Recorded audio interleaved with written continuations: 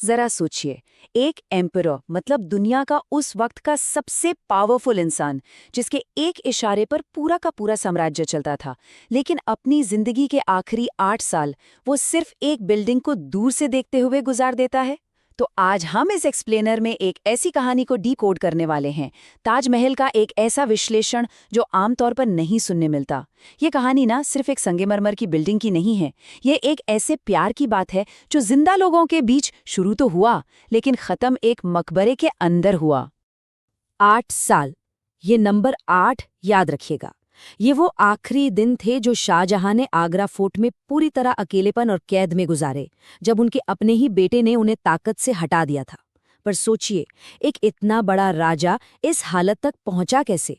इस अकेलेपन की शुरुआत आखिर कहाँ से हुई? चलिए थोड़ा पीछे चलते हैं और इस फेमस लव स्टोरी को समझते हैं, जिसने आगे चलकर दुनिया को उसका सबसे बड़ा आर्किटेक्चरल वंडर दिया। एक अलग लव स्टोरी तो बात है 17th सेंचुरी की। ये वो दौर था जब मुगल एम्पायर अपने एब्सोल्यूट पीक पर था, चारों तरफ दौलत और ताकत। और इस विशाल एम्पायर का किंग था एम्परर शाहजहां। लेकिन इस राजा की असली ताकत न तो उसकी बड़ी फौज थी और न ही उसका अथाह खजाना। उनकी असली ताकत उनका एम्पायर नहीं, बल्कि एक इंसान थी, मुमताज महल। हम अक्सर सोचते हैं ना कि किंग्स की पावर उनके टेरिटरी से होती है, लेकिन यहाँ कहानी बिल्कुल अलग थी।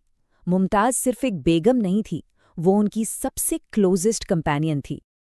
अब उस जमाने में रॉयल मैरिजेस क्यों होती थी? ज्यादातर पॉलिटिकल अलायंसेस के लिए या ताकत बढ़ाने के लिए, राइट? एक स्टैंडर्ड पॉलिटिकल मैरिज। लेकिन इनका रिश्ता कोई पॉलिटिकल सौदा नहीं था, ये एक जेन्युइनली स्ट्रॉन्ग बॉन्ड था। हर छोटे बड़े डिसीजन में मुमताज की डायरेक्ट इन्वॉल्वमेंट होती थी। आप कह सकते हैं कि वो इस विशाल एम्पायर के हर फैसले में एक बराबर की हिस्सेदार थीं। अब आते हैं पार्ट 2 पर, बुरहानपुर का टर्निंग पॉइंट।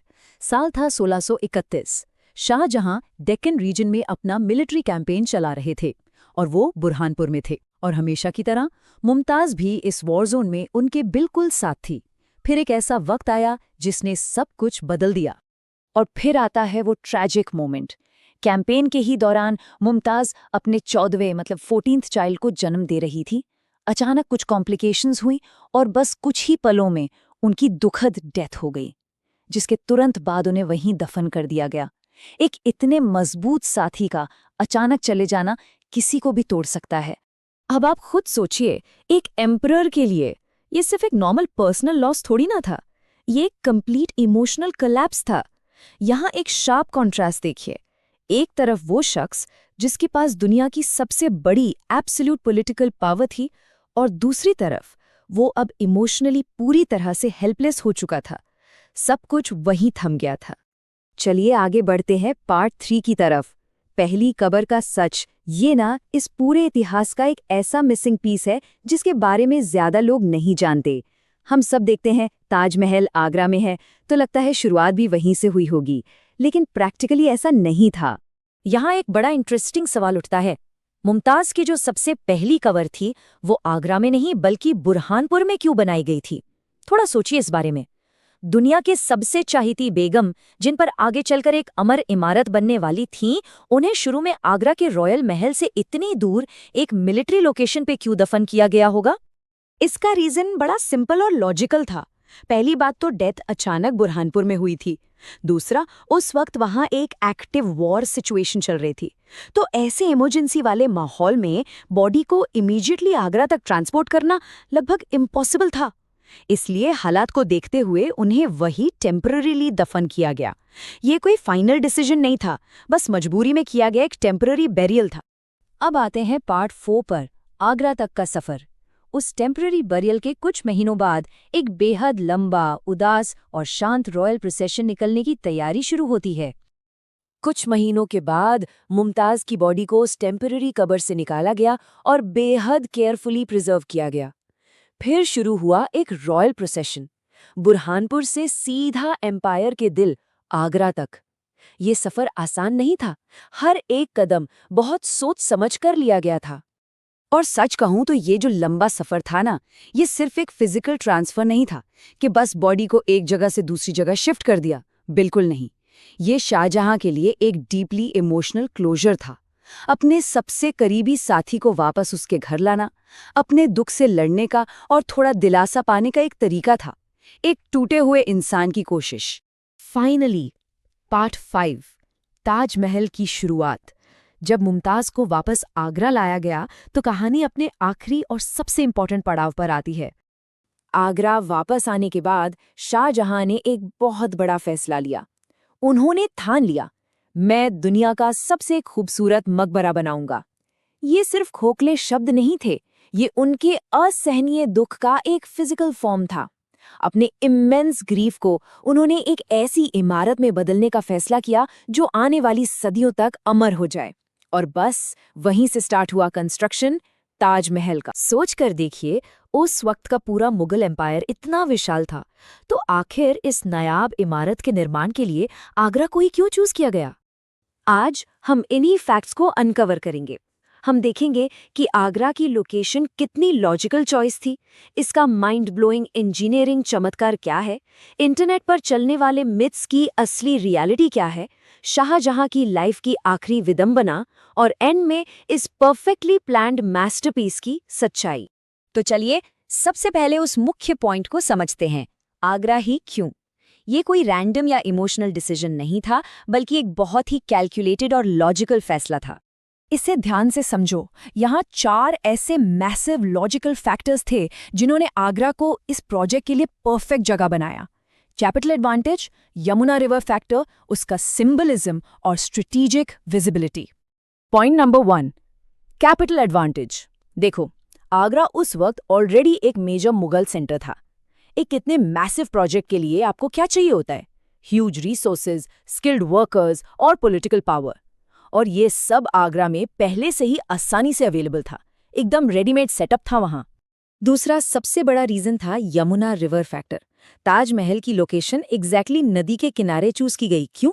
क्योंकि उन भारी मार्बल पत्थरों को पानी के रास्ते ट्रांसपोर्ट करना बहुत ईजी था।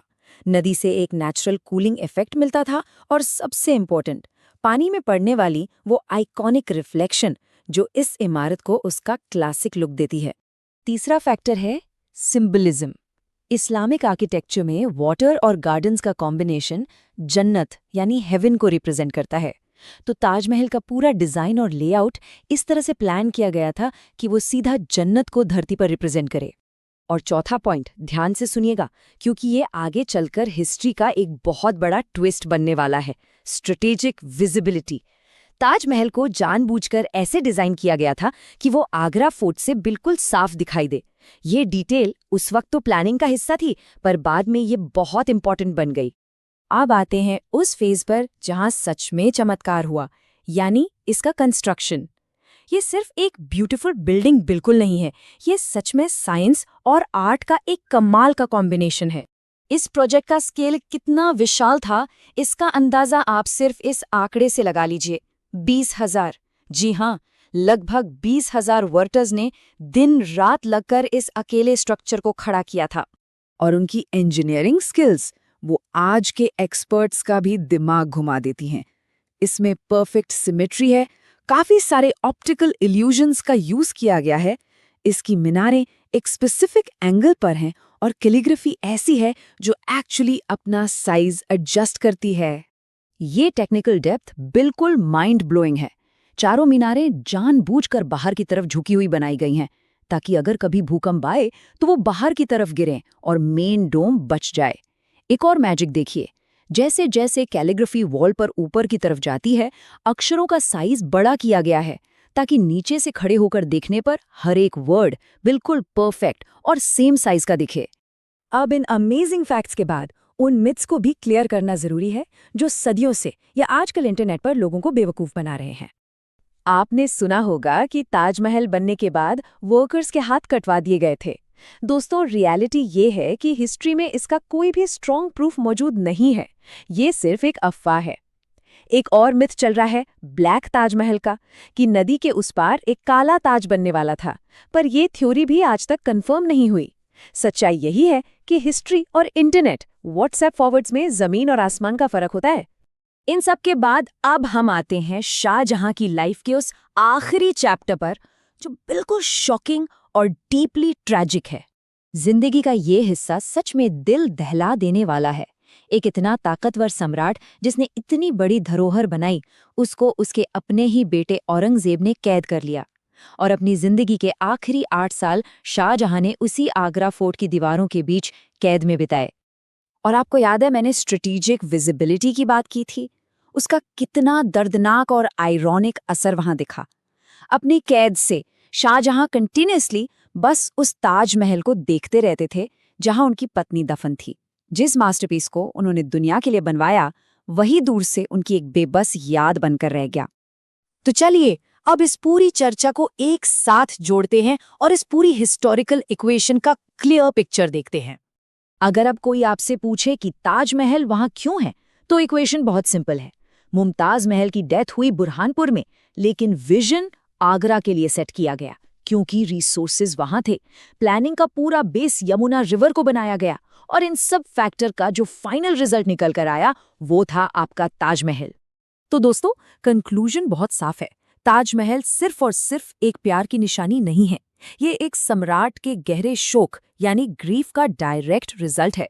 ये उस वक्त की इमेंस पॉलिटिकल पावर का एक सिंबल है और एक एब्सोल्युटली परफेक्टली प्लान्ड मास्टरपीस है। लेकिन इस एक्सप्लेनर को एंड करने से पहले उस सबसे हैरान करने वाली बात को समझिए।